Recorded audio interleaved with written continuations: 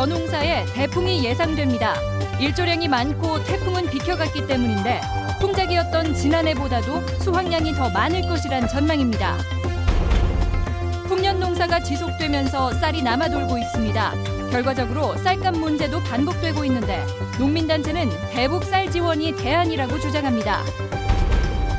전주 종합경기장의 소유권을 다시 전라북도로 가져와야 한다는 주장이 도의회에서 제기됐습니다. 종합경기장 문제가 다시 안개 속입니다. 여러분 안녕하십니까? 전북권 뉴스입니다. 요즘 하늘 한번 올려다보셨는지요? 눈이 시릴 정도로 맑습니다. 여러분 또 어땠습니까? 태풍은 번번이 비켜갔고 그 흔한 병해충 소식마저 잠잠했습니다. 다만 가을 가뭄 때문에 걱정인데 이마저도 막바지 벼농사에는 도움이 된다고 합니다. 해서 올해 쌀 농사는 대풍일 거라는 전망입니다. 박찬익 기자의 보도입니다. 저 멀리 산등성이가 한눈에 또렷이 들어올 만큼 청명한 날씨. 벼 이삭들은 따가운 가을 햇살을 받으며 알알이 익어가고 있습니다. 논을 바라보는 농부의 마음은 올해도 풍년을 일궜다는 생각에 뿌듯합니다. 작년에는 약을 한 번이라도 했는데 올해는 약을 한 번도 안 했어요. 근데 작황이 좋네요. 올해는 지난해보다 벼 수확량이 더 늘어날 것으로 예측되고 있습니다. 벼 생육에 필요한 기상 여건이 작년보다 나아졌기 때문입니다.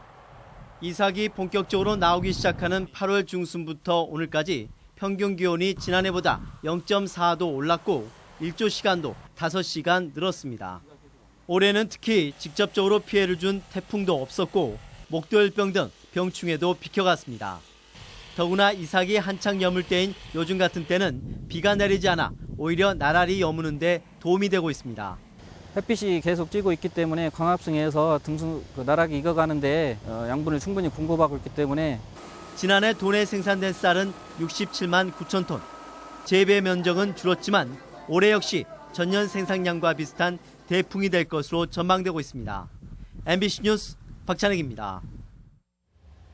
이렇게 풍년이 들어도 걱정입니다. 현재 정부 양곡 창고에는 묵은 쌀이 넘쳐나고 있는 상황인데 쌀 수입량마저 계속 늘고 있습니다. 좋은 방안이 없을까요? 이경희 기자입니다.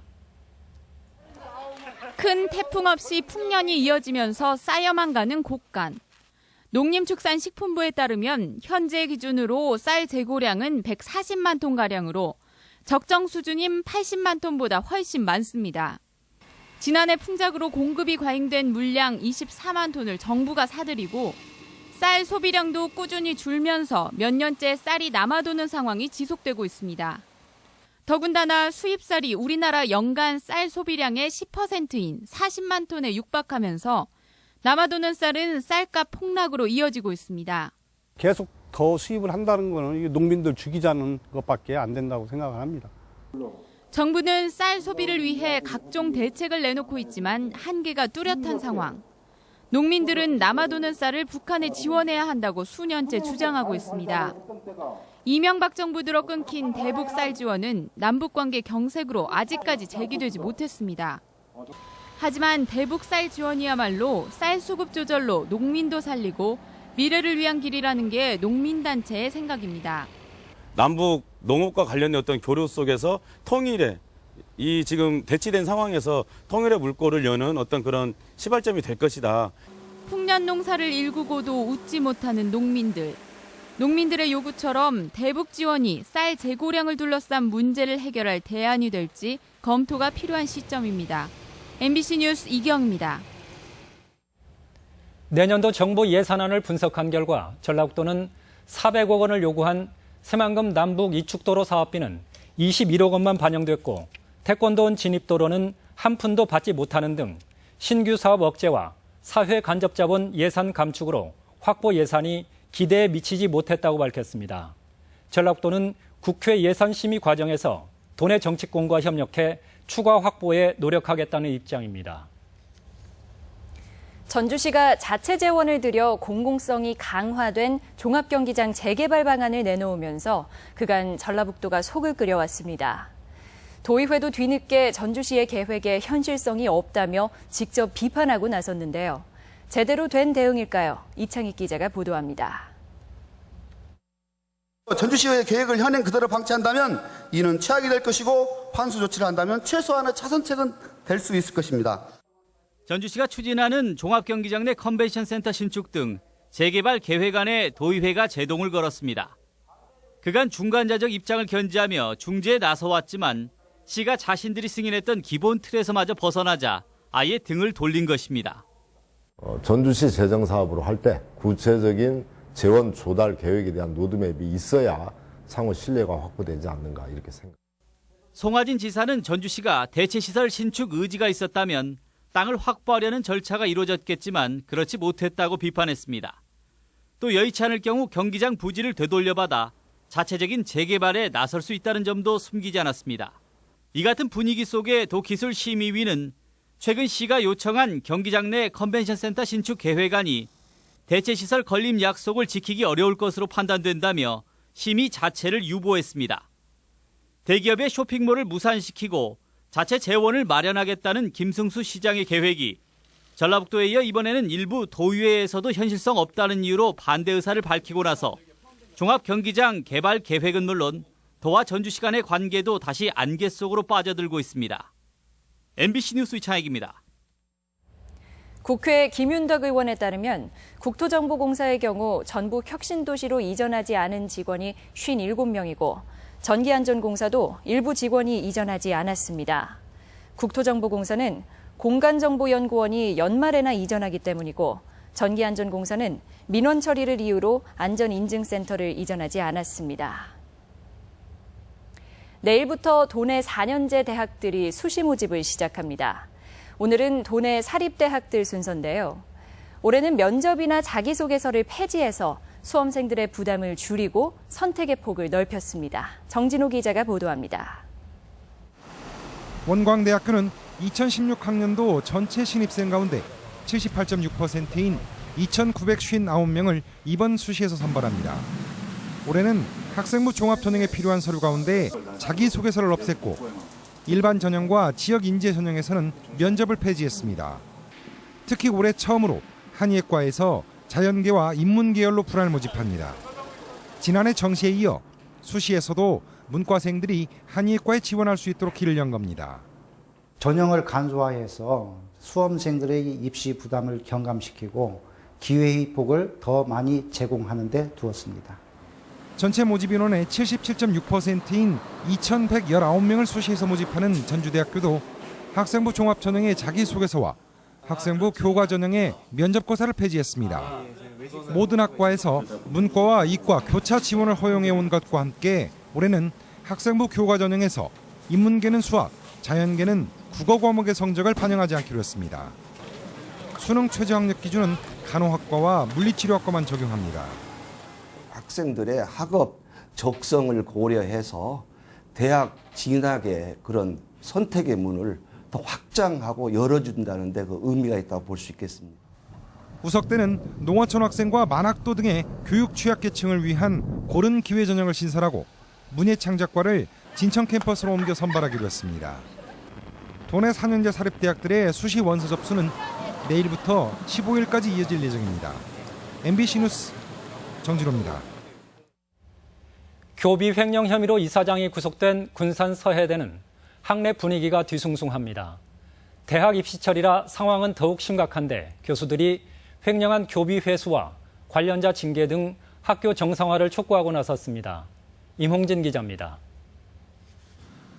서해대 이중학 이사장은 법인 자금과 교비 등 146억 원을 횡령한 혐의로 지난주 전격 구속됐습니다. 검찰은 서해대 이사장실과 법인 사무실 등에 대해 압수수색을 벌였으며 교직원 채용 과정에서 금품이 오갔을 개연성을 두고도 수사를 계속 벌이고 있습니다. 또한 총장과 학교 관계자에 대해 출국 금지 조치가 내려졌습니다. 이런 가운데 일부 교수들은 교수협의회를 결성하고 대학본부와 재단을 압박하고 있습니다. 이사장이 횡령한 자금을 회수하기 위해 구상권 청구를 요구하고 관련 보직 교수와 격리 담당자에 대한 징계 조치를 촉구했습니다. 현재 이사들은 그 이사장 임명한 사람들로 구성되어 있기 때문에 현 이사진들이 책임을 져야 될 것 같고. 학교 측은 이에 대해 횡령 사건과 학사 운영은 별개라며 이사장 구속 사태가 확산되는 것을 우려하고 있습니다. 여기에다 수시 모집 기간인 요즘 학생 모집에 차질을 빚지 않을까 노심초사하고 있습니다.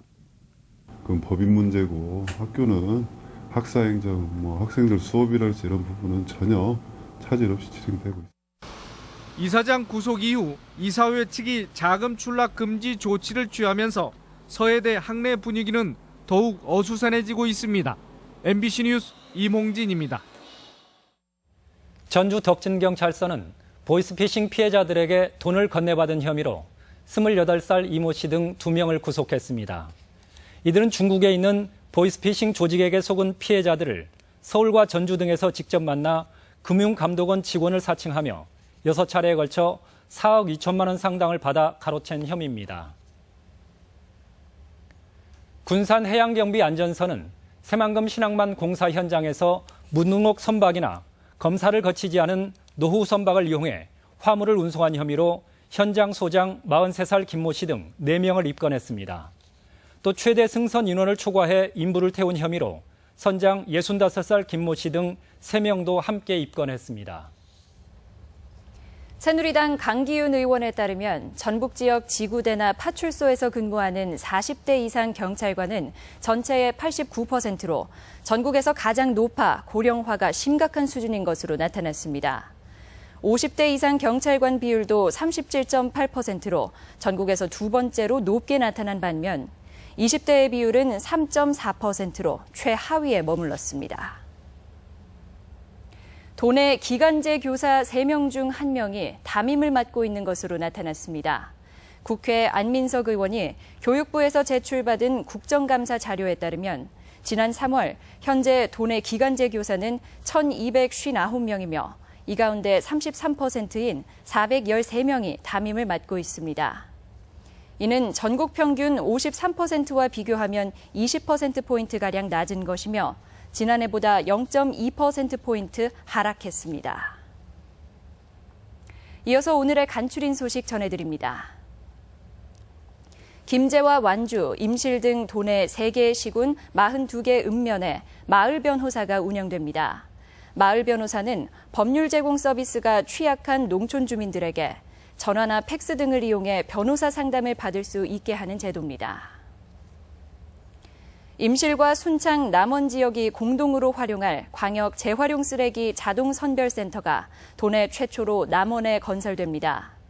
광역 자동 선별센터는 30억 원 규모로 시군별 설치에 비해 50억 원의 예산 절감 효과가 기대됩니다. 고추장을 테마로 한 순창 장류체험관에 가을 체험 관광객이 증가하고 있습니다. 장류체험관은 고추장을 이용한 요리 만들기와 인절미 만들기 등 다양한 프로그램으로 인기를 끌고 있습니다. 6.15 공동선언 실천 남측위원회 전북본부가 메르스 여파로 연기했던 통일염원 마라톤 대회를 오는 13일 개최합니다. 2,500여 명이 참여하는 이번 마라톤은 전주 서신동에서 삼천 전주 천변 6.8km 구간에서 펼쳐집니다. 전북권 뉴스였습니다.